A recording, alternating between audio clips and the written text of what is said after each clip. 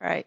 So this morning we are very pleased and welcome to Melissa McConaughey. So I'll introduce Dr. Melissa McConaughey, who's a fellow of the Australian College of Physiotherapists, specialist neurological physiotherapist, and holds a Master's of Health Science in Neurological Physiotherapy. Dr. Melissa has been working with Parkinson's patients for 20 years and was recently awarded the Australian Physiotherapist of the Year. You may all be familiar with the PD Warrior program. So Dr. Melissa is a founder of the PD Warrior program and is also the curator of the largest online global Parkinson's conference, Insight into Parkinson's, which started in 2018. And this year will run from the 11th to the 13th of April in 2024. So we'll talk about that later on as well. So I will hand over to Melissa and ask everybody just a bit of housekeeping, if you wouldn't mind just muting, and then we'll come to questions after the presentation. So thank you. Thanks, Morel, and hello, everybody. I'd firstly like to start by acknowledging the country that I'm sitting on at the moment while I'm presenting to you, which is the Camaragal people, and I'd like to acknowledge elders past, present, and emerging. I'm going to share my screen. When I do that, I won't be able to see you. So as Morel said, I'm very, very looking forward to your questions, but I won't be able to see them until the end, and I'm sure you're all pretty familiar with the process. So I'm going to share my screen. Morel, is that coming up okay for you? Yep. Fabulous. So my background is as a physiotherapist, and I'm very, very passionate about exercise and the right kind of exercise for you living with Parkinson's disease. So the topic I'm going to talk about today are the different types of exercises that will give you different benefits. And there's an explosion of literature. So a lot of what I'm talking about today is going to come from the literature that we have been reading for the past probably 15, 20 years, and our experience with implementing that into clinical practice. Why is exercise so important? I just wanted to show this slide just to provide a little bit of a starting point for our conversation today and a little bit of context. When we look at what is happening for people with Parkinson's, we can see that at the point of diagnosis, and for you on the call today, I know that will be at lots of different times in the past, but at the point of diagnosis, the majority of people living with Parkinson's have already started to move less. So typically we start to see that they're walking about 30% less than people that don't have Parkinson's. And so that's the first thing, is that if you have Parkinson's disease, you need to keep moving, because it's inherent that you might stop doing some of the things that you used to do. And that's really important, because that can lead to other health problems, and you really don't want to be dealing with that, as well as trying to optimize what you're doing with your Parkinson's. So keeping yourself in peak physical condition is really important, and we know that historically that has not been the case. So my first argument is just based on the data that we see. We need people to keep moving as much as possible. So anything is better than nothing. And that's the kind of starting point of the conversation. And then I'd like to refine that a little bit more for each of you, so that you have an understanding of what is going to be the best approach for you. So we know that people are moving less, but what we also know is on the right-hand side of my screen, what you can see is some data there about how physical decline can actually be completely independent of Parkinson's itself. And it is more a reflection of what happens over time when people start to withdraw from social participation activities that you might normally be doing, that you stop doing. That can create this perpetual cycle where if you're doing less, you start to feel more tired, and so you do even less, and it starts this cycle. And that can often be completely independent of the disease itself. So in summary, hopefully this is not talking to you, but broadly speaking, the data says at diagnosis, people are typically walking less, and physical decline is often independent of disease because of secondary implications of Parkinson's disease. So in a sense, that's also the low-hanging fruit. So something is always going to be better than nothing. Now, the approach to exercise, which the literature is talking about more and more these days, is this concept of neuroplasticity. And I'm sure it's not new for many of you, but if it is, I just wanted to give you an understanding of what neuroplasticity means. It's essentially your brain's natural ability to rewire itself for efficiency. The brain is very good at pruning off redundant connections, etc. And it's also really good at creating new synaptic connections within the neurons, so new connections, in strengthening those connections and creating more nutrients, more blood flow, etc., to all of the new connections that you're creating. So I often use this analogy of what happens in a spring tree when you've got lots of lush, rich foliage, new branches, new twigs, new connections. There's birds, bugs, all sorts of things happening. It's alive and thriving in a spring brain. Whereas if you compare that with the red tree, which is on the right-hand side there, the deciduous tree, in winter, things start to fall off, dry up. That's almost the brain that we start to consider as neurodegenerative. And that can be kind of, if you think about what happens in a brain where you're not stimulating yourself either through cognitive challenges, physical challenges, novel activities, engaging in society, engaging in different activities in the day. And so what we say with neuroplasticity is if you're stimulating your brain, you are lending yourself more to this thriving spring tree.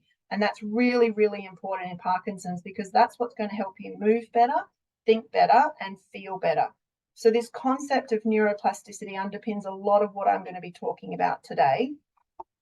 Before I go on, though, I just wanted to highlight this tree here in the middle, which is kind of our neuropassive tree.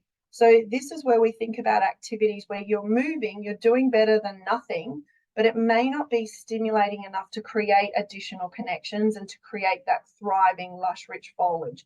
And we call it neuropassive because it's not novel or stimulating enough to connect and create those additional connections in the brain. So it might be walking the dog or going to the gym or continuing any activity that you normally do that you don't find overly challenging.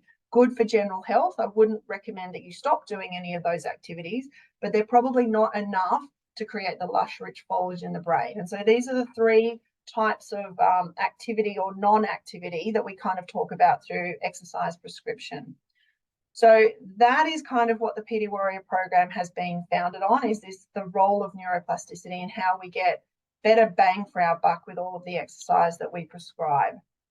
Now, everybody's different, obviously, with Parkinson's, and so somebody coming into our clinic is going to be very different to the next person. And because it's such a heterogeneous condition, what we've derived from the literature and our own experience are three essential categories that most people fall into. And one of these will probably resonate with you today. So you either find typically that you're quite slow and shuffly in your movements. It might impact your fine motor control, your hand function. It might be that you shuffle when you walk, you take smaller steps. It might be that it takes you longer to do those activities of daily living because you're smaller in your movements. And that would be what we call bradykinesia. If that's what you identify as your typical motor presentation in Parkinson's, then we would have a very specific approach of exercise for you to try and increase your scale and amplitude of movement so that it's much more functional and effective for you in a daily life. Others in the call here today or watching the recording might find that tremor is the biggest thing that you identify with. So tremor is your biggest complaint or motor symptom from Parkinson's. And if that's the case, we would probably have a different approach for you, where it would be much more around force use activity, increasing the effort and the intensity of your movement, and really looking to drive motor output. Now, motor output is basically when your brain is telling your body to move and to move with strong, powerful movements, not necessarily intensity about getting your heart rate up. So that would be what we would approach if you're tremor dominant. Now, the third one here on the chart you can see is agility impaired. And so that would be somebody that's possibly had the disease a little bit longer. So you might be a couple of years down the track and you find that you either are falling, you've had a fall in the past, you're falling frequently, you find that your feet stick to the floor and that you're freezing or experiencing those freezing episodes, or you're starting to experience lots of near misses or your confidence has started to decline. And that's what we would characterize as somebody with agility impairment.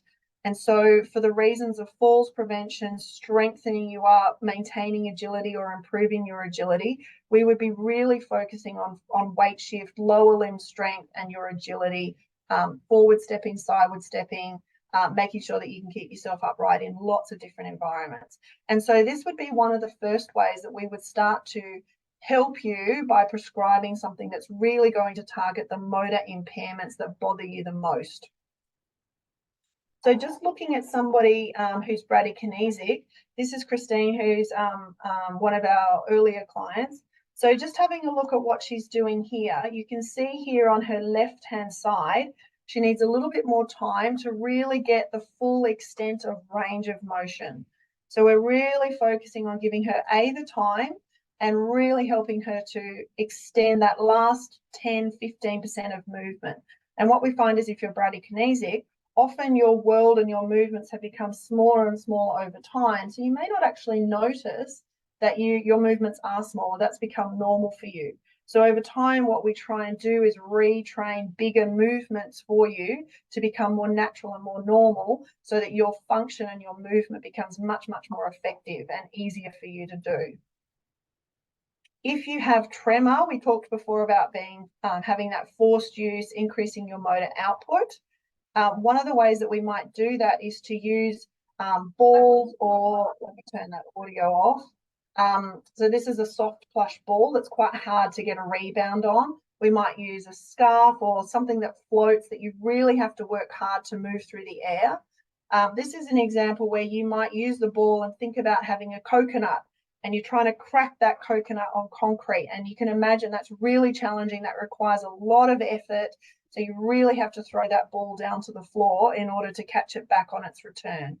So that might be one example or demonstration of how we would really try and engage forced use and increase your motor output and overall the amount of effort you're putting into your movements. And over time, the hope would be that, again, that would become more natural and normal for you so that you're more effective in your movements and you can move more freely. Now, some of the literature that this has been applied to, so Jay Alberts over in the US has done a lot of work looking at forced use and a lot of exercise prescription in Parkinson's. One of the most interesting studies he did was recently, he looked at what happened when you applied a forced use approach. And the UPDRS is a clinical measure that they often use in research. I don't use it clinically, but it's good to have an understanding of it. The UPDRS is used to determine how well you move, particularly the motor score here. The higher the score, the worse the movement is typically reported to be. So you can see here when they looked at people, they took them off medication to have a look at what happened. And as you would probably expect, people reported higher on the UPDRS because they weren't moving as well when they were off their medication.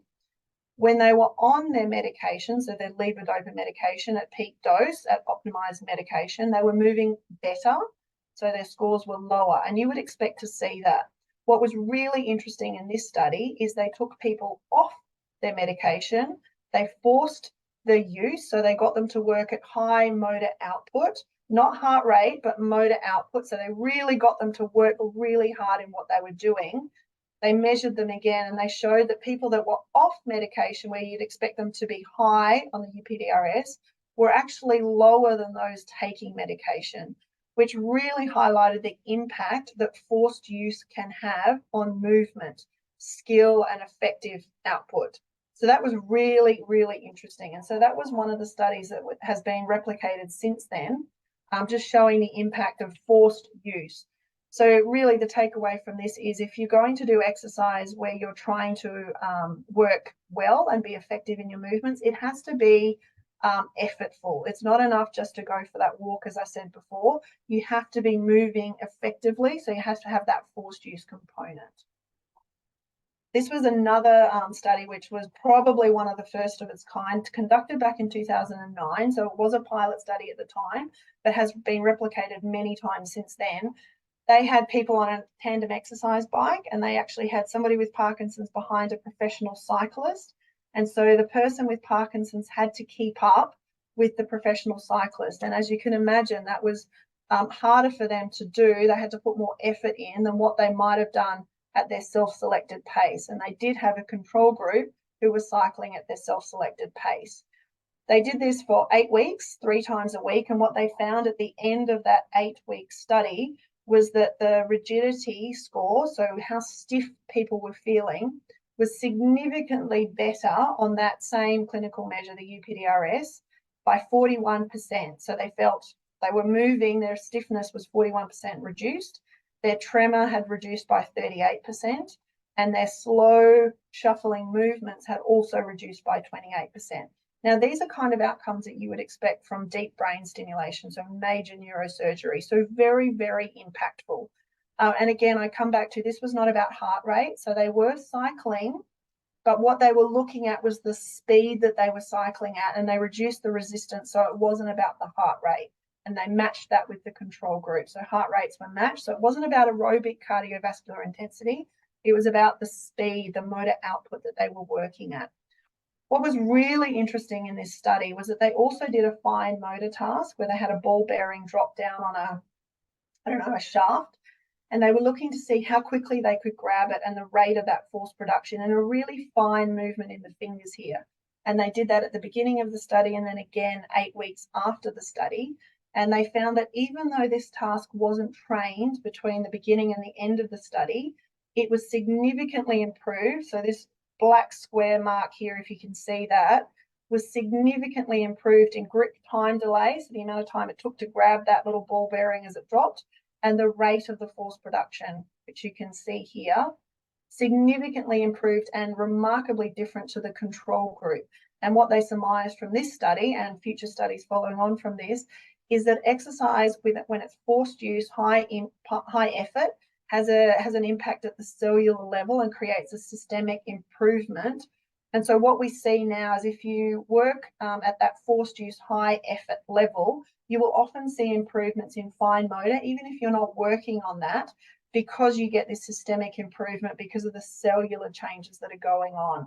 So exercise cannot be underestimated for the impact it can have on your daily life, your activities of daily living, the way you move, the way you feel, and the way you think. And now for agility impaired, what we will often focus on is weight shift. So often we find in people that have difficulty with falls or freezing or near misses, etc., is you're having trouble weight shifting from side to side. That can often have an impact on your freezing, ability to step forward or backwards quickly and to right yourself if you have a little slip or a little fall or a knock or an external perturbation, we call it, is often compromised as well. There may be some cognitive changes as well, and strength is often reduced as well, particularly in the lower limbs, in those big, strong muscles, they can often be weaker. And so this would be the focus that we would often work on. Now, this is a very challenging exercise for this particular gentleman. I'm not suggesting this is what we would do for everybody, but this is creating a lot of external perturbation. So we've got bungee cords attached to a wall behind this gentleman. So he's working against the resistance. He's stepping sideways, he's stepping forwards, and he's stepping backwards, all against the resistance that's pulling him backwards. So I'm not suggesting that's what we would do for everybody, but again, we want to overtrain people so that when you're out in the community or you're doing various activities, you're overtrained for any challenges that might just pop up your way.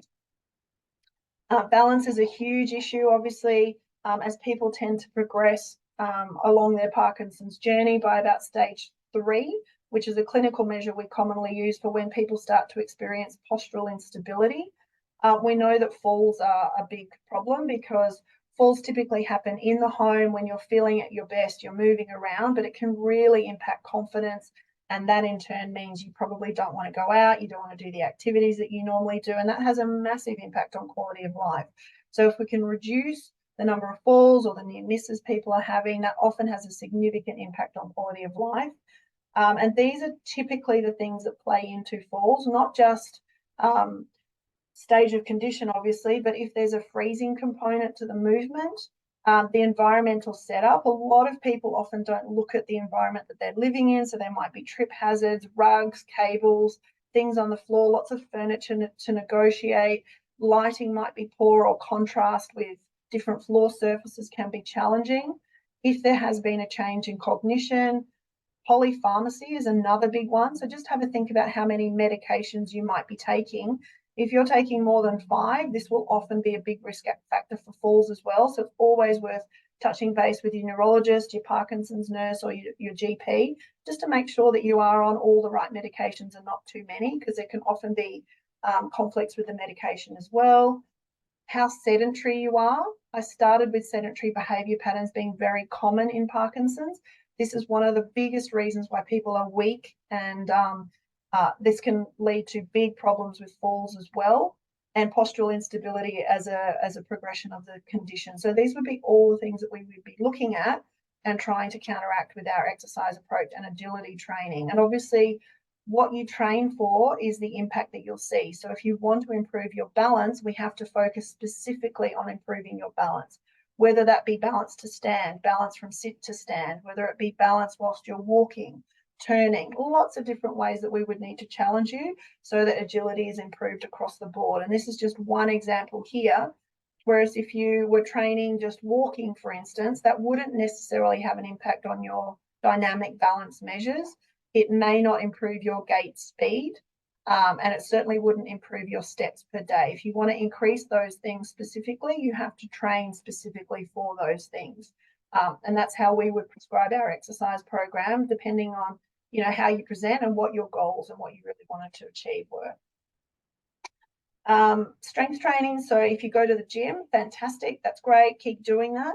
Progressive resistance training has been shown by this group, Lee Dibble and colleagues, to improve your gait speed and to improve your timed up and go, which is a clinical measure we use where you stand up, you walk 3 meters, you turn, and you return and sit down. So we're looking at lower limb strength, ability to get in and out of a chair, ability to walk short distances independently, turn, which can be problematic, return, turn 180 and sit down again. So there's lots of key features that we look at in a timed up and go, and pure progressive resistance training has a modest improvement on both gait speed and your time to conduct all of those various different activities. So if you're going to the gym, keep doing it. Maybe have somebody write a program for you to really focus on progressive resistance training in those lower limb muscles.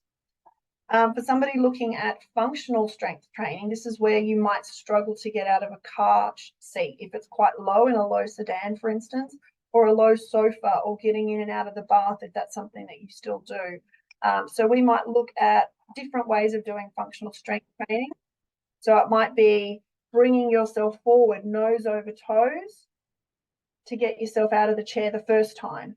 And we know that if you're struggling to get out of a chair, this will often impact how many times you get up, how many times you're wandering around, and all of those incidental activities. And so if you stop doing that, then of course that can have a knock-on effect where you get a little bit weaker down the track as well. Skill acquisition. So if you're struggling with a particular activity, that is something that we would focus on as well. So if you're struggling to get in and out, in and out of bed, I've already talked about in and out of a car. If you're having difficulty with walking, so getting to the coffee shop, walking around a busy shopping centre, any of those particular things, we would then have to prescribe exercise specifically to improve the skill. And we know in Parkinson's that there can be a loss of the automation of some of those skills. So we would want to go in and try to retrain some of the automaticity of those skills, whether it be walking, sit to stand, anything like that. So this is an example of where we would be looking to improve somebody's ability to get in and out of bed independently and effectively, so they could do it the first time they try and do that. Gait training, lots of different ways that we would do this. So this is just a gentleman on a treadmill, and we're really trying to focus on weight shift. So you can see here we're demanding that he kicks a ball in front of him, which means every step he takes, he has to be really shifting his weight over so that he's stable enough to step forward, or even more challenging, step to the side and kick sideways. So this is as much around strength and stability of the core as it is about ability to weight shift and stabilize quite quickly. And so that might be one way that we do that. Or if if you've got access to robotic training devices, this is another way where now we can force symmetry of movement, we can force weight shift, we can force the step length and work towards retraining all of those components with, lots of instant visual feedback about what's happening because there's sensors in the device here. If there are changes in cognition, we also might focus on aerobic training in isolation. So there's a lot of literature now. This is just examples of changes in cognition that you might identify in yourself. If that's the case, we know that aerobic exercise can be very, very helpful in improving your speed of processing, your memory, your ability to make decisions and effective decisions, and also your visual scanning, etc. So aerobic exercise in this instance would be very effective. And so this is where we may be doing just an aerobic exercise program specifically to improve cognition to start with. It's rare that we would do this in isolation. Normally we would look at functional outcomes as well, like lower limb strength, agility, etc., or specifically working on impairments like bradykinesia or tremor dominance. And I just wanted to finish. I'm aware that I'm going over a little bit, and I have been known to be a talker, but I felt these were all important points around non-motor. So we've talked very much about motor, but if you had concerns around apathy, so indifference, or you're lacking motivation to do specific things, or depression, which we know can be quite common in Parkinson's, we know that habitual exercises will typically score much better for apathy, anxiety, and depression than people that become sedentary. So again, I go back to the very first slide I showed. Historically, we know people with Parkinson's don't move around as much. They're 30% less active. Something is better than nothing, but trying to pull apart what you really need to work on and focusing on that is going to give you much better motor outcomes and also non-motor outcomes. And there's also been a lot of research showing improvements in constipation, which can be very problematic, autonomic nervous dysfunction, and bodily discomfort as well, which can all impact on quality of life. So again, exercise is really, really important as part of your management of Parkinson's. This is my last slide. I just wanted to show you one more slide. This is very much about your walking speed. And again, when we're talking about different benefits or different types of exercise for different benefits, something is better than nothing. Walking alone, you can get a measure of your walking speed. And they've done lots and lots of research looking at walking speed and how that is a predictor of morbidity and mortality. And so what they show here is that people walking less than 0.8 meters per second typically have higher levels of morbidity, cognitive decline, dependency, hospital admissions, limited activity out in the community, etc. And so this might be one of the indicators we would use in our clinical measures, looking at your walking speed to try and really increase your capacity, your endurance, and your ability to walk faster and longer distances, because we know that's a predictor of morbidity and mortality. So again, something's better than nothing, but these would be some of the ways that we would identify what you really need to focus on and how we can really work that in towards your goals and a very specific, tailored approach to you as an individual. Most physiotherapists trained in abilities to help people with Parkinson's would have these skills. So if you haven't seen a physiotherapist trained in Parkinson's, I would definitely recommend a PD Warrior trained therapist. Please, I would encourage you to go and do that, because they will have all the skill base to take appropriate outcome measures and give you the right advice and recommendation on how to have a very tailored and effective exercise program for you. So thank you for your time.